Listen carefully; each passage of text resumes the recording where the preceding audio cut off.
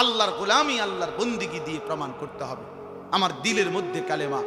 আমার জবানে কালেমা, আমার সারা দেহে কালেমার প্রতিচ্ছবি, ইমানের প্রতিচ্ছবি, তাইলেই আমি মুমিন,